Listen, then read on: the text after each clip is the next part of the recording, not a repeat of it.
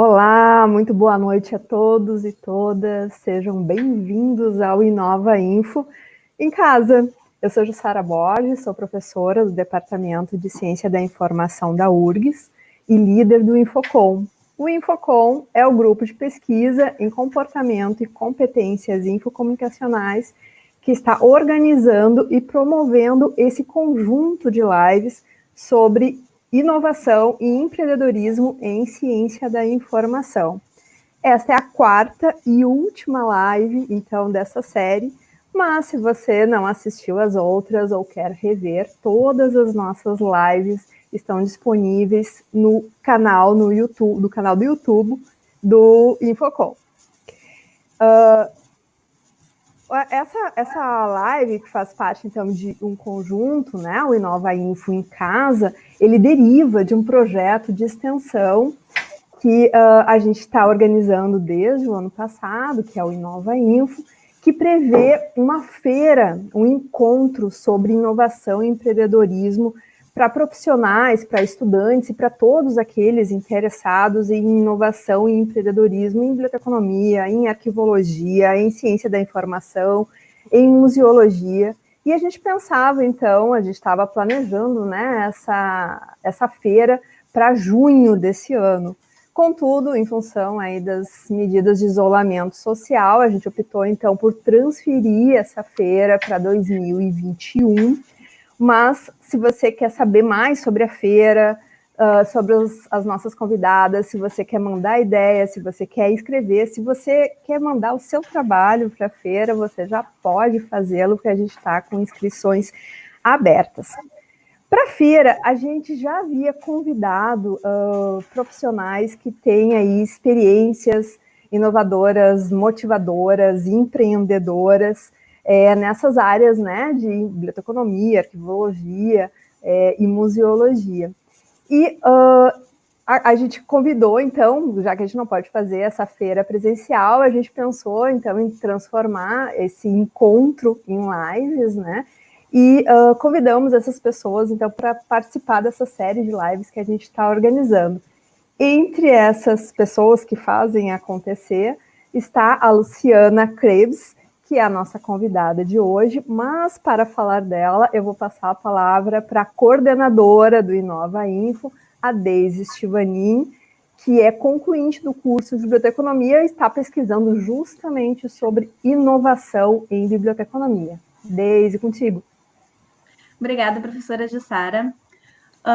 Falando um pouco sobre a Luciana, ela está concluindo o PhD em Social Sciences pela KU Leuven, na Bélgica, onde trabalha como pesquisadora do Meaningful Interactions Lab, chamado de Mind Lab, um laboratório de pesquisa multidisciplinar em interação humano-computador, com centenas de projetos realizados para consórcios formados por universidades de diversos países da Europa, multinacionais de tecnologia e a União Europeia.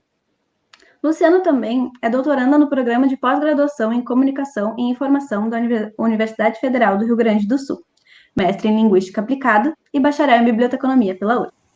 A fala que ela irá nos apresentar hoje é sobre design participativo e interação humano-computador, e como isso inspira a inovação na ciência da informação. Ao longo da live, dúvidas que forem surgindo ou perguntas que vocês queiram fazer podem ser enviadas aqui no chat do YouTube para a gente responder mais tarde. Agora, com vocês, Luciana Monteiro Cré.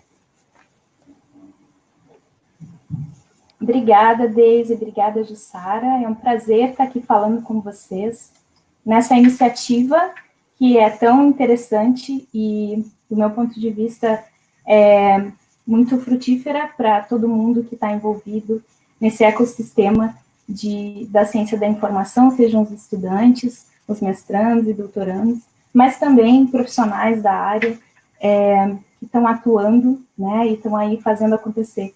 Como a Jussara falou, fico muito honrada com o convite, assistir as outras lives e espero trazer alguns insights para as pessoas que estão nos assistindo e acho que algumas conexões vão poder ser feitas, espero. Então, como eu já fui apresentada, eu tenho essa trajetória multidisciplinar, né, que começou na ciência da informação e na biblioteconomia, passou pela linguística aplicada, e hoje eu estou trabalhando com ciência da informação novamente, mas dentro de uma esfera um pouco mais ampla, vamos dizer assim. Esse trabalho, Joint Degree, que eu tenho o prazer de dizer que estou fazendo na KU Leuven, ele me deu a oportunidade de entrar em contato com muitas disciplinas diferentes e muitos campos de atuação. Espero que eu consiga trazer um pouquinho do que é a interação humano-computador, que é o principal pilar do MINT-Lab, para nos inspirar na ciência da informação. Eu pedi para alguns dos nossos leitores dividirem qual era o maior empecilho para inovar na sua unidade de informação. E alguns desses retornos a gente selecionou aqui, e isso vai pautar a nossa apresentação. O primeiro deles é como atingir o mesmo público neste momento de isolamento social. Também temos aqui a escassez de recursos, né? Então, a famigerada escassez de recursos. O suporte dos gestores, eu entendo aqui que é a falta, né, de suporte dos gestores que está impedindo a inovação. E também a resistência, o medo de mudar e fazer algo diferente. Eu tomei a liberdade de tentar classificar um pouco, porque esse é o meu background, eu trabalho com ontologias e com a parte de organização do conhecimento. Então, eu chamaria esse primeiro empecilho de contexto. É um problema de contexto, né? A gente tem uma mudança bem drástica no contexto que faz com que a nossa unidade precise se reinventar. Foi o que aconteceu também na nossa feira, né? A Inova Info era para ser presencial e a Covid nos jogou para o meio digital de forma abrupta, mas espero que vocês estejam percebendo o trabalho árduo da equipe aí por trás para fazer com que o conteúdo chegue de forma eficaz para todo mundo, né? Mesmo com essa mudança bem drástica de contexto. Esse outro empecilho aqui, eu vou chamar de ferramentas, porque eu estou entendendo aqui que a escassez de recursos tem a ver com você não conseguir ter acesso a determinados recursos que poderiam te ajudar a prestar os teus serviços. Então, aqui eu estou chamando de ferramental. E, por fim, as pessoas, né? Que pode ser tanto alguém com quem você trabalha, quanto você mesmo, né? No segundo quadro ali, resistência, medo de mudar, pode ser o medo de alguém mudar, o medo que outra pessoa tem de fazer alguma mudança, mas também, às vezes, a nossa própria insegurança, né? De se jogar num ambiente desconhecido.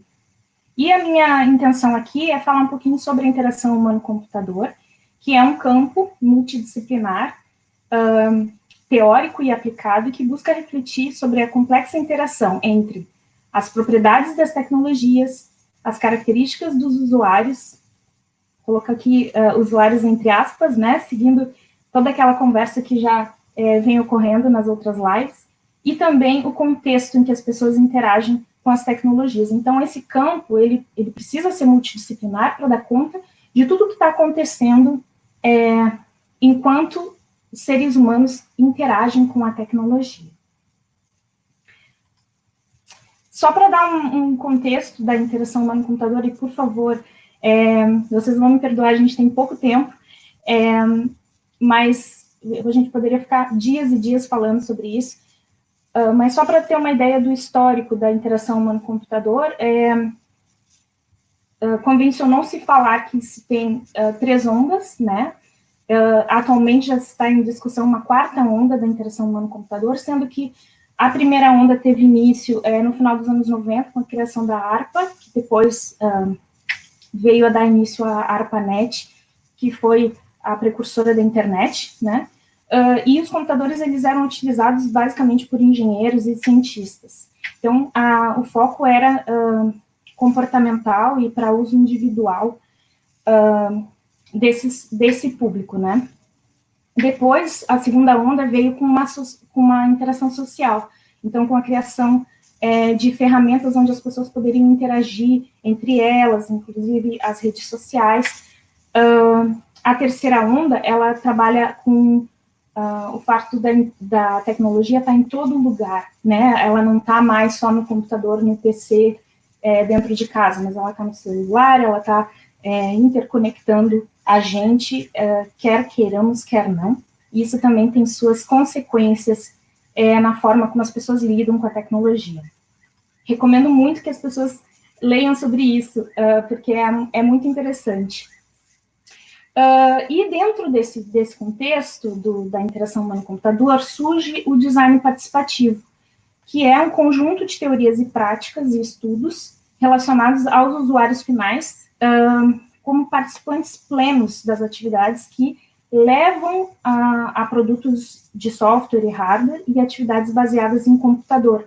Ou seja, é um movimento que teve origem na Escandinávia, na década de 70 e 80, que inclui o usuário final, mas aqui também a gente pode entender todos os stakeholders dentro desse processo, no processo iterativo de criação, design, né, desde a concepção de uma nova tecnologia, até os testes iniciais e as avaliações, perdão, as avaliações que ocorrem depois que o produto já está lançado, incluindo, então, um usuário em todos esses momentos desse ciclo de vida.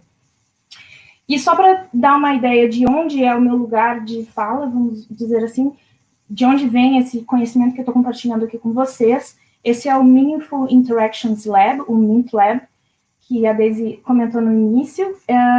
Essa é a nossa Design Room, é a sala onde ocorrem todos os tipos de capacitação, os workshops, temos uma biblioteca ali no canto direito, e é bem uma sala de multiuso para a gente fazer várias coisas envolvendo o usuário no design de tecnologias. E a missão desse laboratório é criar interações significativas com a tecnologia.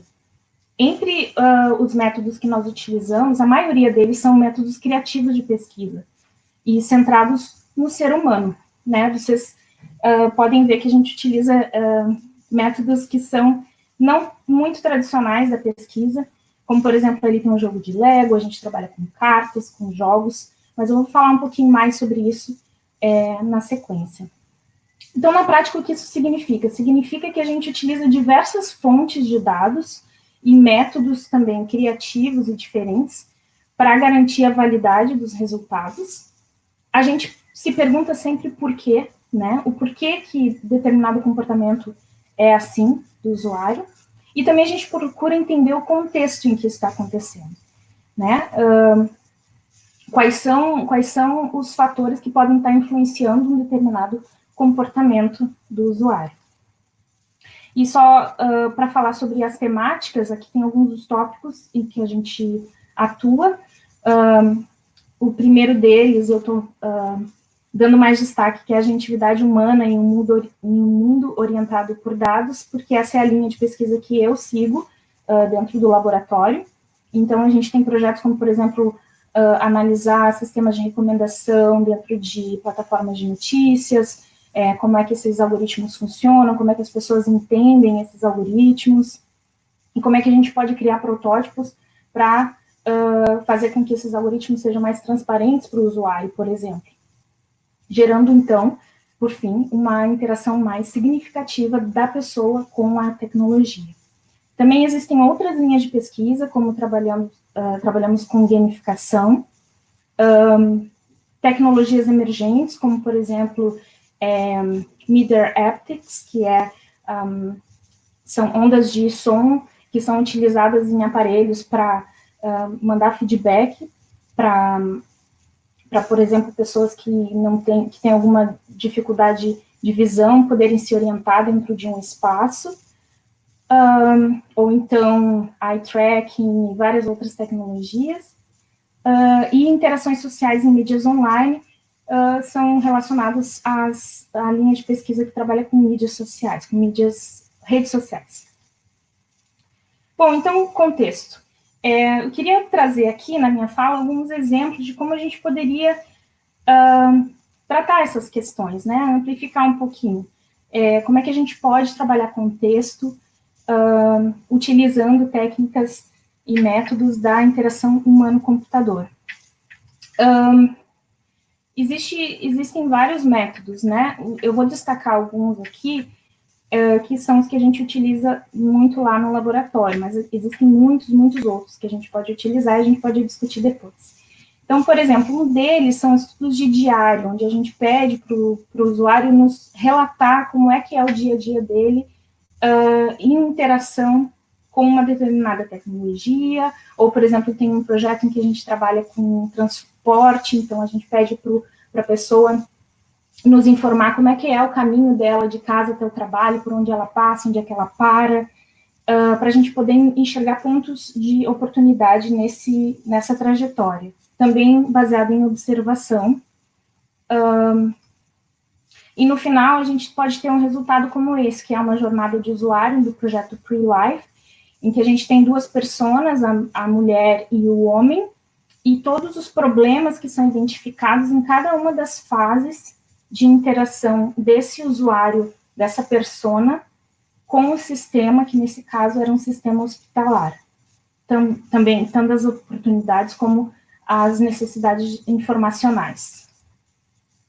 Aqui um exemplo de como a gente utilizou o contexto para movimentar uma realidade. Essa foto é do Hered Sul, que ocorreu na Fabico em 2010, e a gente utilizou a parada de ônibus que fica em frente à Fabico, ali, logo em frente à farmácia popular, que era a farmácia popular, e em parceria com um coletivo de design, a gente criou uma estante de livros, uma biblioteca comunitária. Ali, as pessoas tinham livre acesso para coletar livros, para depositar livros que eles queriam compartilhar com alguém. E isso, por exemplo, gerou um buzz bem interessante ali no bairro. E, obviamente, foi parte do nosso evento. Ferramentas. Então, aqui a gente está falando de como é que faz quando falta aquele recurso para a gente disponibilizar uma plataforma, ou como é que a gente supera essa necessidade. E aqui eu tenho um projeto que, na verdade, não é um projeto de pesquisa, foi o Christmas Experience. A gente tem lá na faculdade da K-Leuven, a gente tem um concurso de decoração de Natal. Então, cada um dos escritórios tem... é um concurso, claro, né? Não vale, vamos dizer assim, nenhum prêmio, mas as pessoas se engajam, e é muito legal, porque fazem coisas das mais criativas, se vestem, fazem dancinhas e decorações das mais interessantes, do Grinch, etc. Então, cada ano os escritórios fazem essa decoração, e aí todo mundo passa pelas salas e no final se vota na melhor. E a gente não vinha participando porque a gente fica no basement, né? A gente fica no subterrâneo lá da faculdade. E a gente tem essa baita dessa sala, que é o Design Room. A gente falou, como é que a gente vai decorar uma sala desse tamanho? É muito difícil. O que a gente fez? Olha, a gente precisa pensar... Bom, o recurso que a gente tem é uma sala, só que a sala é gigante. A gente tem pouco tempo e não vai ter grana para investir, de fazer decorações enormes aqui. Então, o que a gente vai fazer? A gente retirou um dos elementos, que é a visão, né, e criou uma experiência multissensorial para as pessoas que estavam ali participando.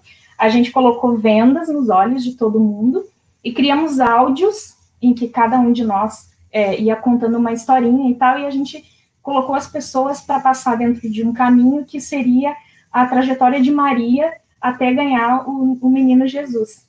Então, ela passaria... Todo mundo ganhava uma bexiga na barriga para se sentir como grávida, tinha que entrar na manjedoura, desculpa, na manjedoura não, tinha que entrar lá na caverninha, e aí tudo ela sentia os bichinhos, tinha o calor nas mãos de uma fogueirinha, e tudo, o calor da mão a gente fez uma torradeira, né, a gente usou uma torradeira. Então, é uma questão de usar, nesse caso a gente pegou um concurso de decoração e tirou um dos elementos que é mais importante, que é a visão, né? Só que quando terminava o trajeto e a pessoa ganhava, né? Ganhava o bebê Jesus, ouvia lá o chorinho do neném, tudo dentro da cabeça da pessoa, né? Ela viveu aquela experiência na imaginação. Isso também está alinhado com o que a gente chama de Future Ideation. E uma das coisas que a gente utiliza é Design Fiction, que eu já vou falar, mas em linhas gerais a gente trabalha com design para explorar ideias e comunicar insights, no caso de produtos, né? Em que a gente pode trabalhar também com protótipos low-tech, que são mock, né? A gente faz lá um protótipo online e testa esses protótipos com usuários reais e depois entrega isso para um time de desenvolvimento. O nosso papel é entender se o usuário está compreendendo e está sendo significativo para ele, e não desenvolver o código propriamente dito. O Design Fiction, aqui eu estou usando uma referência do De Volta para o Futuro, porque, né, eu sou dos anos 80, mas para as gerações mais novas aí pode pensar no Dark como referência. A ideia é você projetar um cenário futuro e tentar produzir artefatos que te coloquem em contato com aquela nova realidade. Você utiliza escrita criativa, storytelling, e tenta criar artefatos para incitar a discussão sobre esses temas. Então, por exemplo, Kai for Good. Kai é a principal conferência mundial de interação humano-computador, e eles criaram o Kai for Good, que era um seminário separado dentro das tracks do evento, onde se falava de iniciativas para gerar o bem-estar social.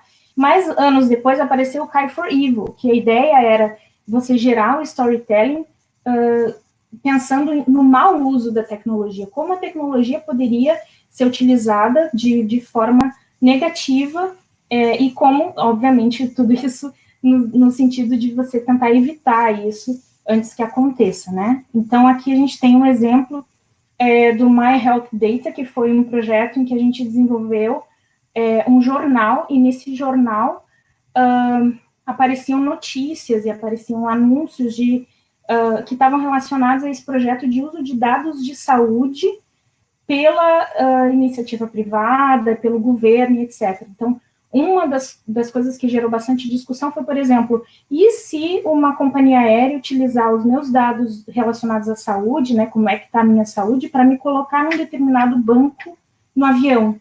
Então, por exemplo, pessoas que têm uma saúde mais debilitada e que não têm muita chance de sobreviver a um acidente aéreo, coloca elas lá no fundo mesmo, porque não vai sobreviver.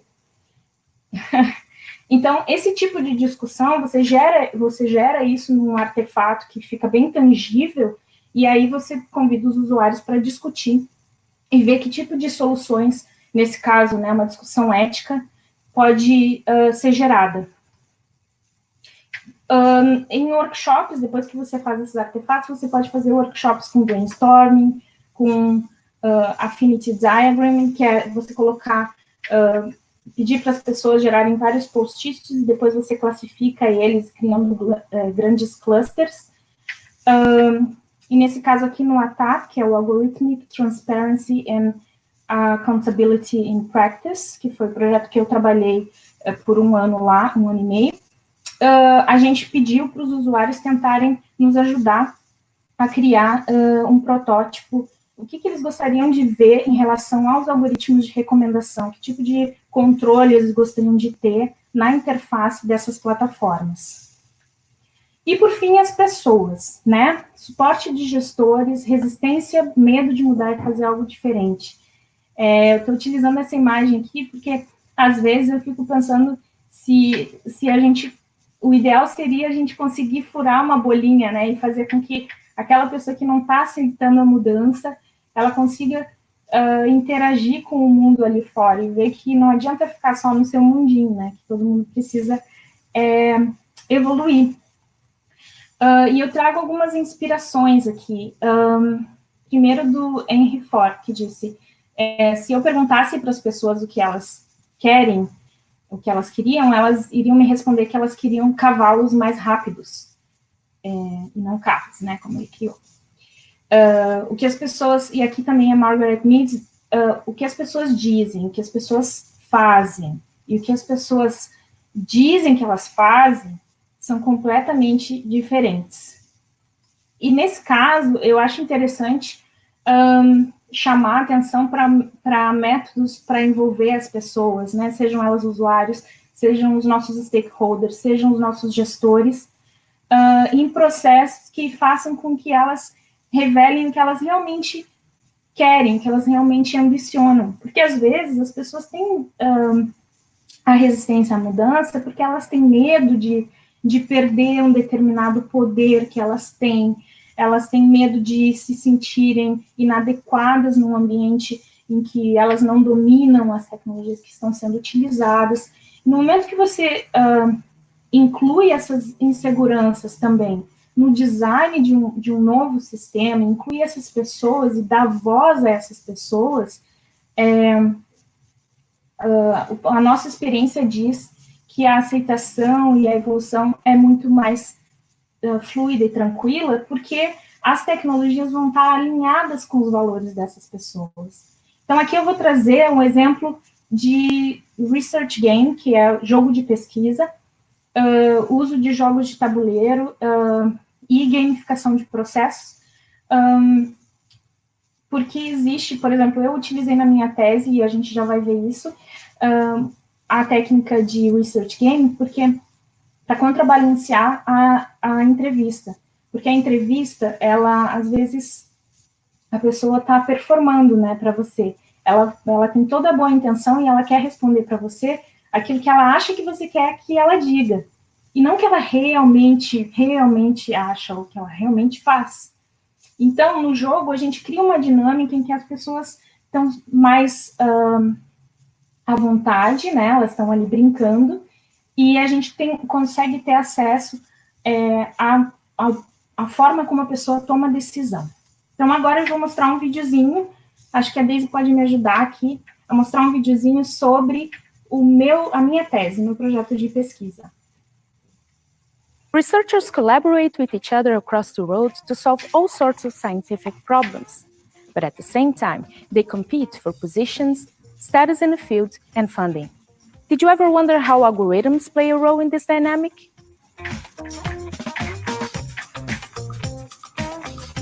When you buy a product online, normally you get recommendations of related items. The famous function, people who bought this also buy this. This is possible through an algorithm that links you to those items. Nowadays, there are online platforms that work similarly, helping scientists to find related papers to read, job positions to apply for, and other researchers to follow, like ResearchGate and Academia.edu. These are called academic social networks.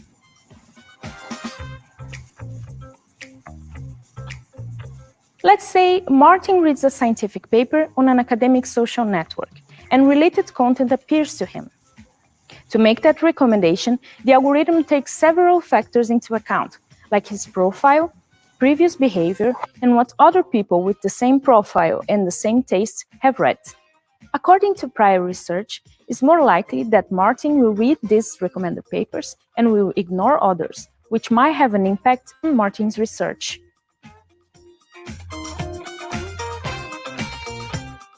We don't know enough about those algorithms and how they can influence our research practices. What if these systems are unknowingly influencing our activities? What if the algorithms are deciding what researchers should work on next? For my PhD, I'm studying the influence of recommendations in interactions in online academic social networks. I'm using a multi-method approach that includes interviews, a platform analysis, and a research game. The research game is a creative qualitative method used in human-computer interaction that enables me to collect data about human values associated with technology. Understanding recommendations fully, how they work and how people make sense of it, can help us build better systems, align with human values, and giving more control to the users.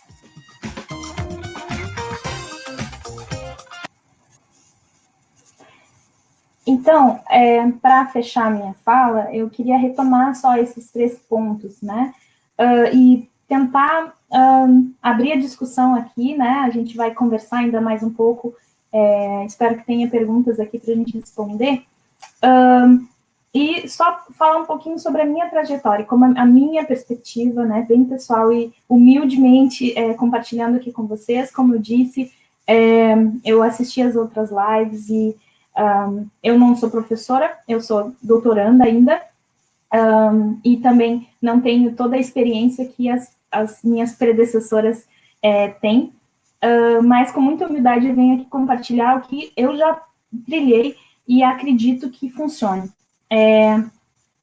Então, por exemplo, quando a gente fala de contexto, além de analisar, obviamente, o contexto dos usuários, dos stakeholders, de todo mundo que está envolvido no design de uma nova ferramenta ou de um novo serviço dentro da nossa unidade, a gente mudar o nosso contexto também, a gente nos colocar, sair da nossa zona de conforto e nos colocar numa situação desafiadora. Eu acho que isso é impressionante, como isso muda a forma, até a gente ganha mais confiança, eu diria, né? Para aquelas pessoas que acham que, não, mas eu não sei se eu vou conseguir. Eu encorajo muito, muito isso, assim. Sei que não é fácil, mas já me coloquei nessa situação várias vezes e sempre me trouxe resultados positivos e vale a pena. Então, isso inclui fisicamente, né, ir para outros países, mas também sair da sua área, explorar, ter conversas com pessoas de outras áreas e outros backgrounds. Isso é muito enriquecedor. E trazer isso de volta para a nossa realidade dentro da ciência da informação, né, para que a gente se enriqueça mutuamente. E posso dizer, por ter contato com pessoas de outras áreas, que eles também valorizam muito o que a gente faz, talvez mais do que a gente mesmo. Então, recomendo.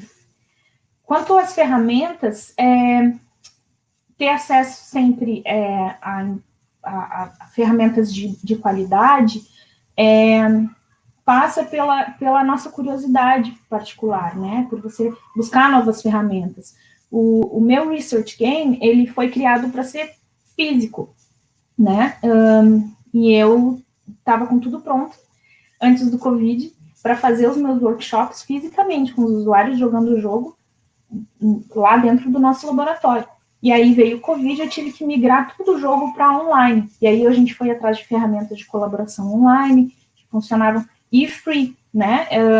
A KU Leuven é uma universidade, felizmente uma universidade que tem recursos e tudo, mas a gente buscou ferramentas que fossem sem custo, né? Também que tivessem código aberto, para que a gente tivesse transparência em como em questão de privacidade, como aqueles dados seriam utilizados, né? E tentar. Tenta e erra. Ter um time que testa contigo, que faz os pilotos, é fundamental. E, por fim, pessoas. Eu acredito que a gente precisa se cercar de pessoas inspiradoras que fazem as coisas acontecerem no mundo real, como as pessoas que eu estou honrada de seguir aqui nas lives do Inova Info, né? E uma nota pessoal, assim, aceitar que o fracasso faz parte do processo. Procure se alimentar de pessoas que admitem que erraram, que admitem que tem que tem vários desvios na sua trajetória, que aquela lisura, assim, de tudo certinho, isso não é real e só faz com que a gente fique deprimido e nos inibe, né, de ir para frente. Então, essa é uma foto do nosso time, acho que foi no final de 2018, início de 2019, e dá para ver que é um pessoal bem alto astral, né?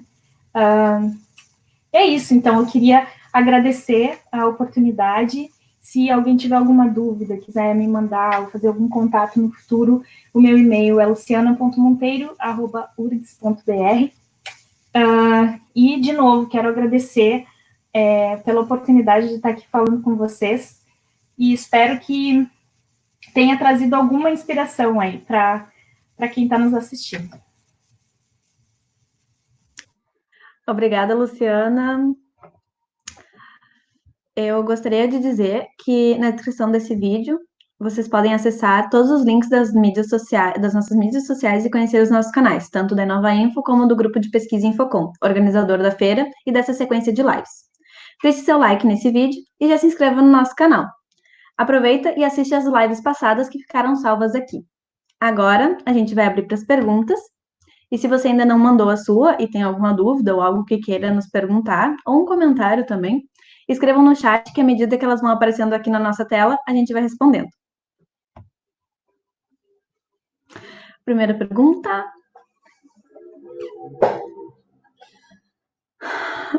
Todos esses métodos de pesquisa que tu usa nesses jogos de pesquisa são físicos ou analógicos? Tarcis, obrigada pela tua pergunta. Então, o método de criação do jogo, ele é um método de pesquisa, né? A gente faz uma pesquisa para daí gerar o jogo.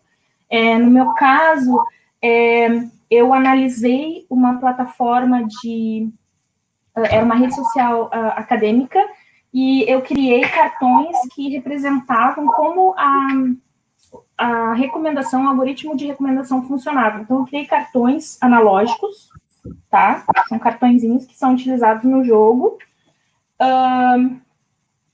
Mas depois, e aí, bom, o jogo todo, ele era analógico mesmo, ele era para as pessoas jogarem como um jogo de tabuleiro. A gente, inclusive, tinha essas cartinhas, tinha um sistema de pontuação, que eram os livrinhos.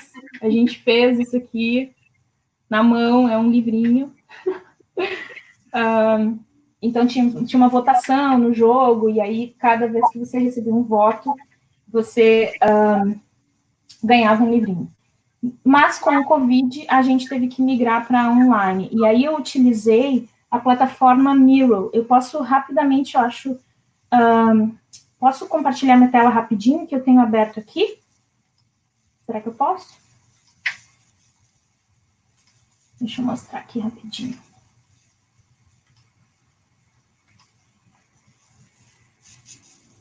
Eu não sei se vocês estão me vendo. Estão vendo a tela? Então, né? Então, esse aqui é um ambiente Miro que eu recriei todo o jogo com as cartinhas para as pessoas jogarem online. E aí, então, você coloca lá a cartinha onde você quer colocar, etc. e tal. É bem precário, não é um jogo... não é um jogo no sentido game, né, da gente programar um jogo. Eu só emulei digitalmente o que era analógico. Eu não sei se eu respondi a pergunta, mas isso também faz parte do processo, a gente tem que se adaptar, né? Ele começou analógico e agora ele teve que ser transformado para o meio digital, mas não gamificado, como tu disse. Próxima pergunta. Continua sendo um jogo, só que ele não é um jogo programado, assim, como a gente conhece game, né? Mas é um jogo é um jogo de tabuleiro clássico, só que ficou no digital. Sim. Próxima pergunta.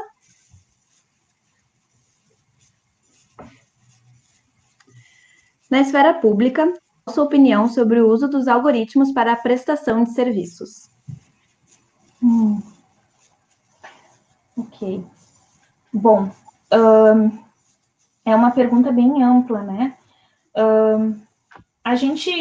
Eu trabalhei no projeto ATAP, que é aquele que eu comentei, e primeiro que a gente precisou estudar, foi um projeto multidisciplinar também, a gente trabalhou junto com uma equipe do direito, que ajudou a interpretar o que era aquele framework jurídico, que é a GDPR, a General Data Protection Regulation, que tem aqui também no Brasil traduzida, com algumas adaptações, mas que, pelo que eu entendi, ainda não está 100% implementada.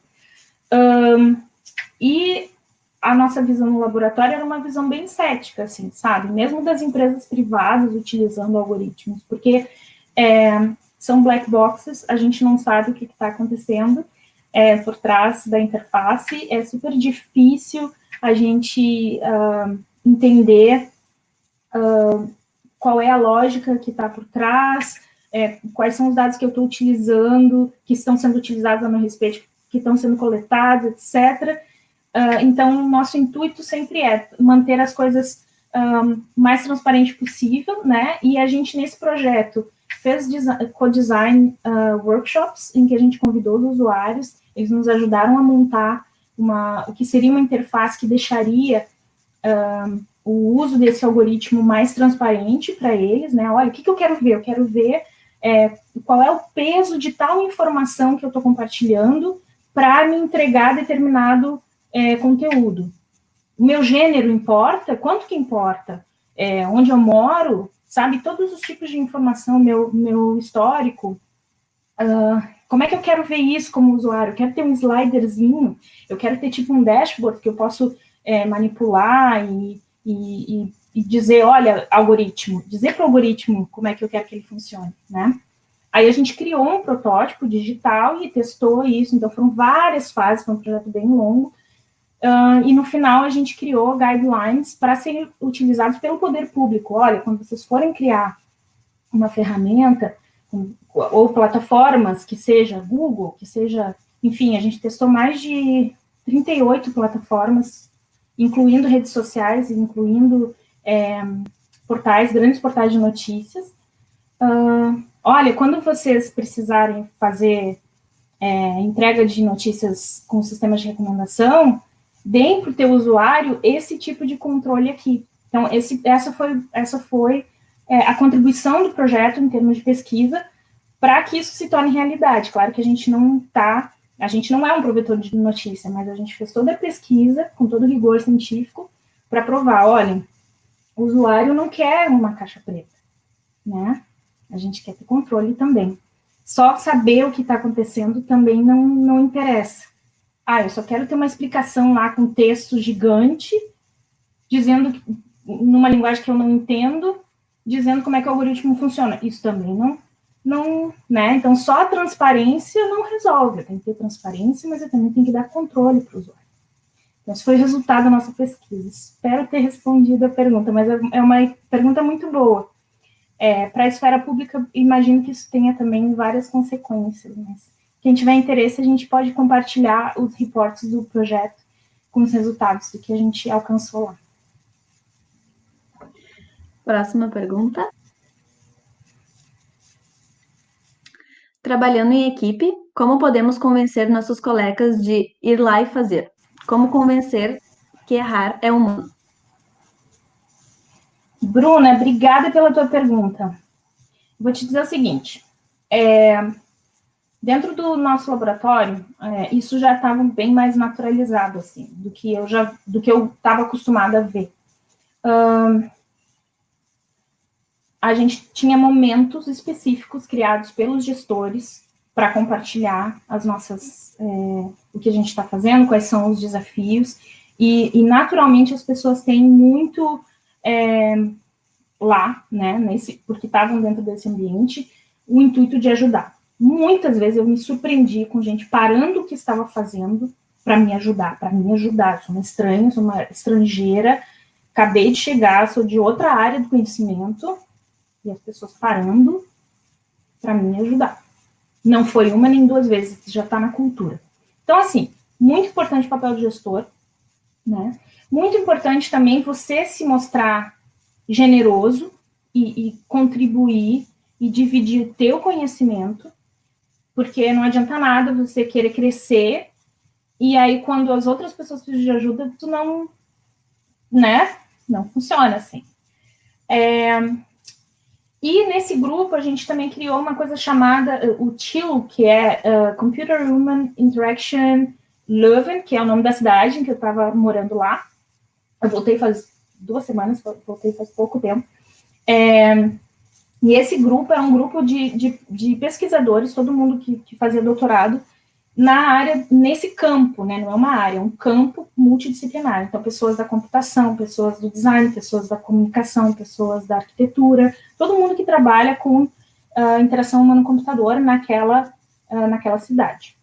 E lá a gente desenvolveu encontros em que a gente gerava workshops para dividir experiências, para mostrar as nossas fragilidades também.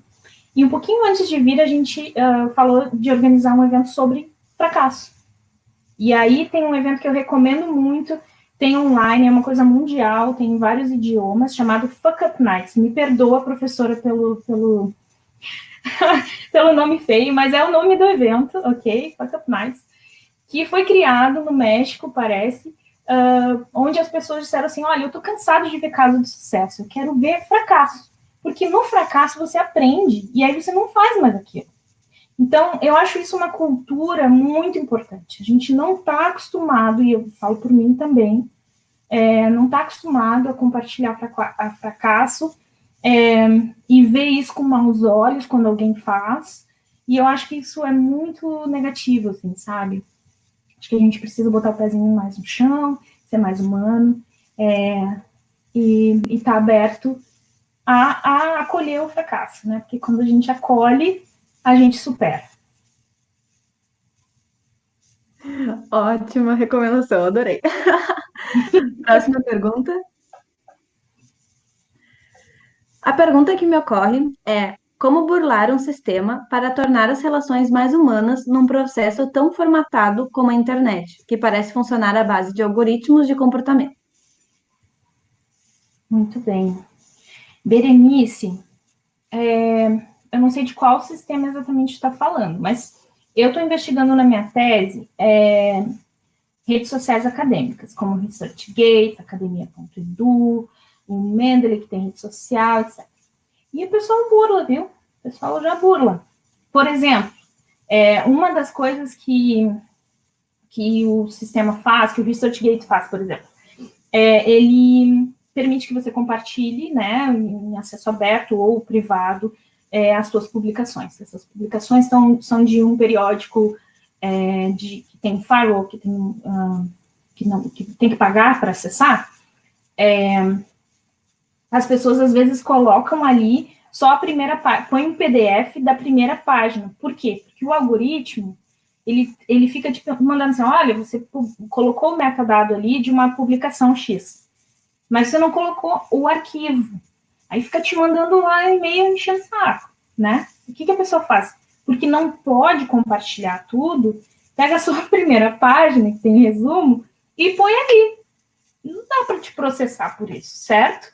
Colocou só a primeira, vai ter só o resumo, né? No máximo ali, os primeiros 2 capítulos. E aí o algoritmo fica quietinho, não. E você ganha pontos por isso também. Uma coisa chamada RG Score no ResearchGate, que é um index, não vou falar Age Index, porque não é o Age Index, mas é como se fosse um index que calcula todas as interações que tu faz na plataforma, tipo, quando você responde aquele Q&A, quando você recomenda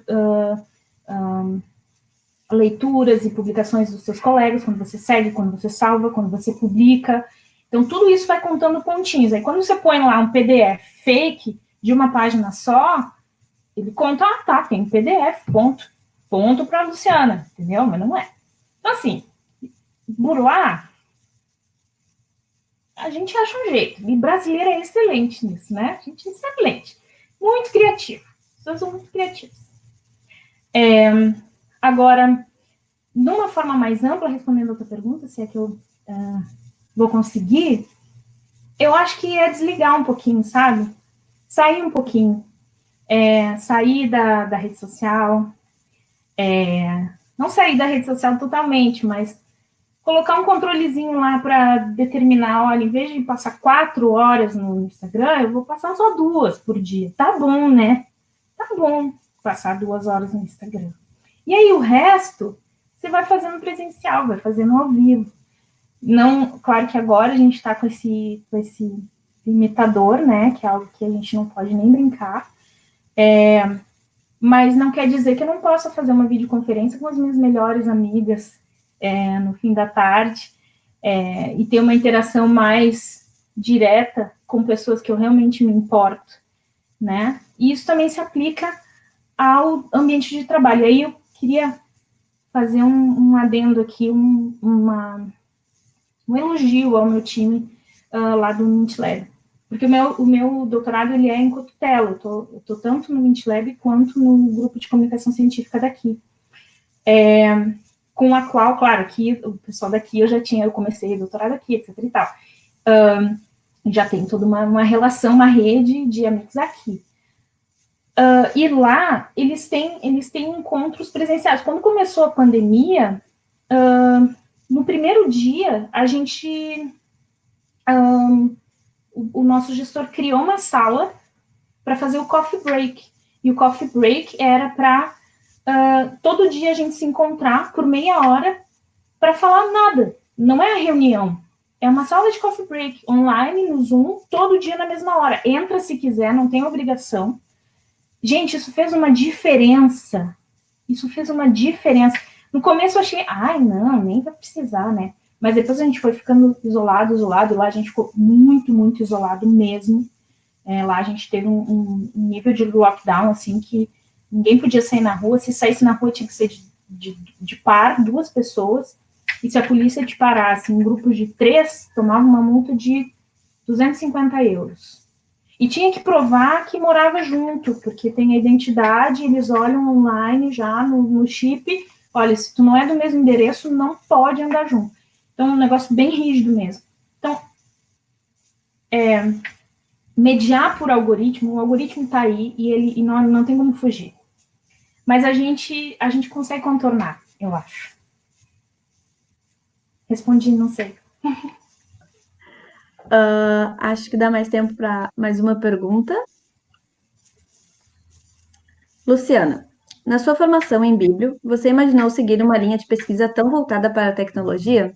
Hoje percebemos cada vez mais a necessidade de nos adequarmos a esses novos mecanismos. Tá. Natália, eu acho que tem uma questão aí que, por falta de tempo, eu também não achei que era necessário falar. Mas antes de ingressar na biblioteconomia, eu trabalhei por 14 anos na indústria de tecnologia. Eu trabalhei em empresas de tecnologia. Então, era meio que um caminho natural. Quando eu entrei no curso, já via tudo mais ou menos por esse... Eu procurei as disciplinas de tecnologia, as eletivas, elas estavam dentro desse caminho. O meu TCC, eu trabalhei com sistema de recomendação, eu fiz análise de logs no meu TCC, que era uma coisa assim, né, louca. Hoje eu penso, meu Deus, por que ninguém me parou? Porque eu fiquei 1 ano e meio planejando e pensando o que eu ia fazer. Comecei bem antes no meu TCC, a coletar dados e tal, porque tomei muita porta na cara, porque tem que ter acesso aos logs, né? E aí não é qualquer instituição que libera, não.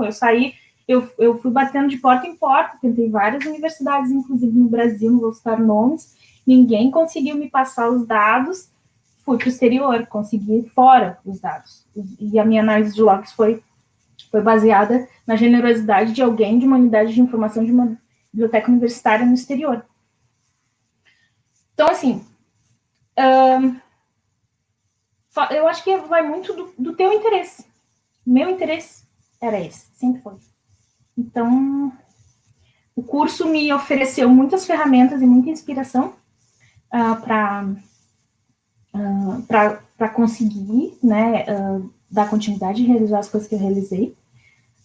Mas eu acho que cada um de nós, a gente já sabe, no fundo, a gente já sabe o que é que nos motiva. Não que eu não tivesse muito também aberta e fui tocada por várias palestras de professores convidados na disciplina que não tinha nada a ver com tecnologia, né? Mas acho que isso me ajudou a me formar como profissional, uma profissional mais completa, assim, mas a gente tem nossos interesses, assim, eu acho. É isso, então. Eu achei ótima a tua resposta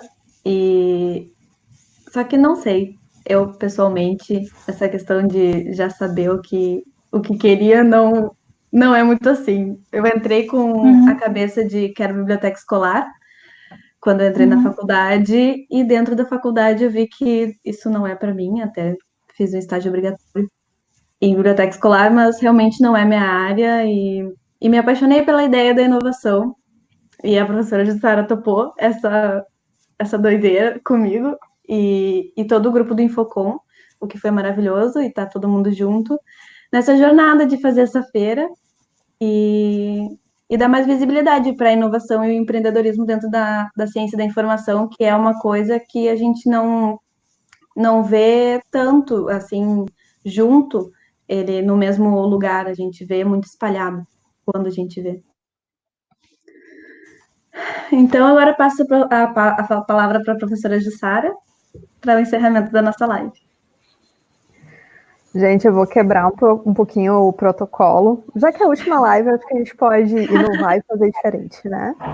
E vou fazer uma pergunta. Eu não posso, viu, Luciana? Eu tô proibida de fazer pergunta, mas eu tenho uma que eu queria muito te ouvir, assim, e que vai ao encontro do que a Natália falou também. A Natália chamou a questão do bibliotecário. Eu sempre fico pensando...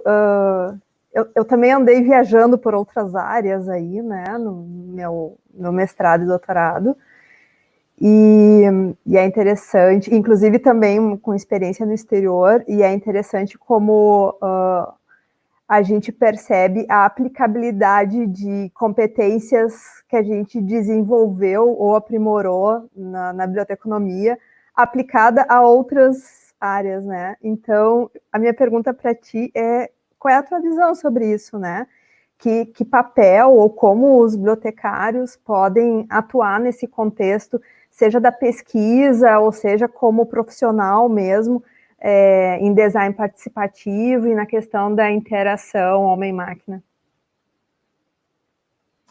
Excelente, excelente, concordo 100% contigo. Antes de ingressar no doutorado, eu trabalhei com Big Data, e a organização do conhecimento, né, falando de uma coisa bem específica, né, foi algo que chamou a atenção do time que eu trabalhava, e eles procuraram me colocar no projeto seguindo essa competência que tinha sido desenvolvida na biblioteconomia, né, como organizar as coisas, como categorizar as coisas, e aí eu estou falando de coisas bem assim, coisas, porque quando é Big Data é qualquer coisa, né, é vídeo, é áudio, é texto, é imagem, e você tem que criar um sentido para aquilo, você tem que organizar aquilo, e por incrível que pareça, para a gente parece, sim, claro, barbada, mas não é barbada para a gente, porque a gente foi né, treinado para isso, né, sangue, suor e lágrimas, alguns diriam, né. Que mais? Acho que de gestão também, né, se você tem bons mentores, claro. Mas eu acho que no caso da interação humano-computador, a sensibilidade para a importância da pessoa que está ali do outro lado é a chave. E aí eu usei muito usuário, porque se usa muito no interação humano-computador, que é aquela coisa que para a gente é básico, né? Estou fazendo isso para quem? E eu me lembro também das outras lives em que isso também foi chamado, né? E eu acho que isso é algo que, pelo menos no currículo que eu peguei na URGS, isso a gente tinha já nos primeiros, se não no primeiro semestre. É básico do básico. Então, eu diria isso, assim, tem essa sensibilidade para a importância de dar voz para quem faz, para quem é a razão de ser da unidade, né, seja ela qual for, seja um site ou uma unidade física mesmo, né. Claro que a gente está, como mediadora, a gente está ali para apoiar e saber filtrar, organizar, mas se não fizer isso, se não der voz para o usuário, as coisas vão cair em desuso e tudo aquilo que a gente já sabe. Então é isso. Obrigada pela tua pergunta. Conrada. Não, foi muito bacana, Luciana, toda a tua fala, porque como professora, às vezes eu ouço alguma insegurança dos alunos, principalmente os concluintes, né? O que eu sei fazer, afinal de contas, quais são as minhas competências?